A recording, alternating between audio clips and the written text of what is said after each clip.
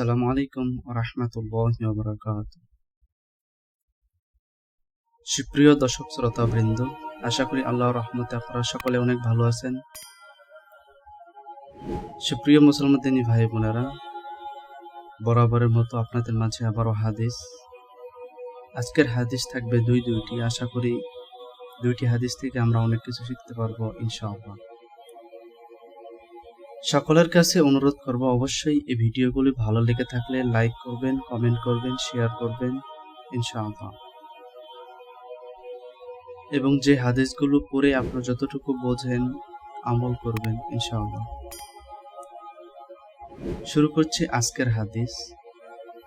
প্রথম হাদিসটি থাকছে বাজারে প্রবেশের দোয়া। হাদিস নং 3429, হাদিস তিরমিজি শরীফ। আহমদ ইবন আবদা আজ-জাব্বি রাহিমাহুল্লাহ হযরত ওমর রাদিয়াল্লাহু আনহু থেকে বর্ণিত যে রাসূলুল্লাহ সাল্লাল্লাহু আলাইহি ওয়াসাল্লাম বলেছেন, যে ব্যক্তি বাজারে গিয়ে এই দোয়া পাঠ করবে তার জন্য আল্লাহ তাআলা 10 লক্ষ নেকি লিখবেন, 10 লক্ষ গুনাহ মাফ করে দিবেন এবং জান্নাতে তার জন্য একটি বাড়ি নির্মাণ করবেন। দোয়াটি হলো,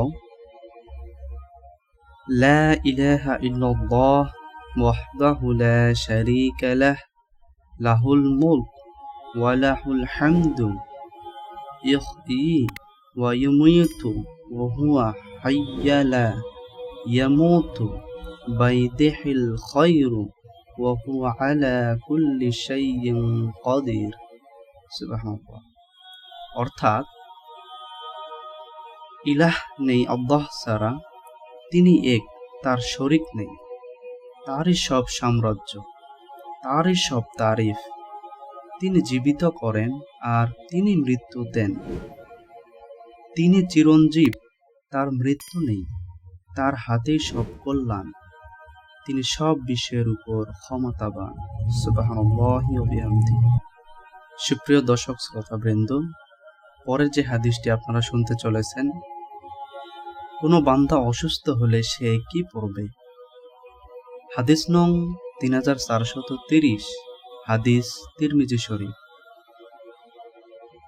সুফয়ান ইবনু ওয়াকির রাহিমাহুল্লাহ হযরত আবু সাঈদ ও হযরত আবু হুরায়রা রাদিয়াল্লাহু আনহুমা থেকে বর্ণিত যে তারা সাক্ষ্য দিয়ে বলেন যে নবী সাল্লাল্লাহু আলাইহি ওয়াসাল্লাম বলেছেন, কেউ যখন বলে ইলাহ নেই আল্লাহ ছাড়া আর আল্লাহ মহান, তখন তার রব আল্লাহ তাআলা তার এই বক্তব্য সত্যায়ন করে বলেন, হ্যাঁ, আমি ছাড়া ইলাহ নেই আর আমি মহান।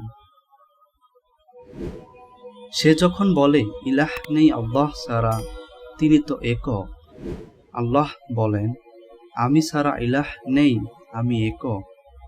যখন সে বলে ইলাহ নেই আল্লাহ ছাড়া, তিনি তো একক, তার কোনো শরীক নেই, আল্লাহ বলেন, আমি ছাড়া ইলাহ নেই, আমি একক, আমার শরীক নেই। যখন সে বলে ইলাহ নেই আল্লাহ ছাড়া, বাদশাহী তারই আর তারই সব তারিফ, আল্লাহ বলেন, আমি ছাড়া ইলাহ নেই, বাদশাহী আমারই, আমারই সব তারিফ। যখন সে বলে ইলাহ নেই আল্লাহ ছাড়া, কারো সামর্থ্য নেই, কারো শক্তি নেই আল্লাহ ছাড়া, আল্লাহ বলেন, ইলাহ নেই আমি ছাড়া, কারো সামর্থ্য নেই, কারো শক্তি নেই আমি ছাড়া।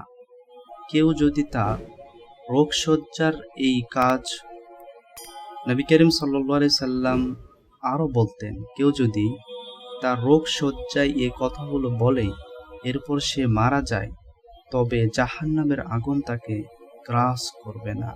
সুবহানাল্লাহি ওয়া বিহামদিহি।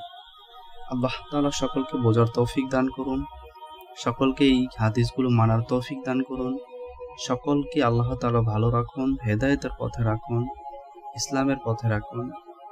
এই বলে আজকের এই হাদিস পড়া এখানে শেষ করছি। আর সকলের প্রতি দোয়া রেখে সকলের প্রতি সালাম। আসসালামু আলাইকুম ওয়া রাহমাতুল্লাহি ওয়া বারাকাতুহু।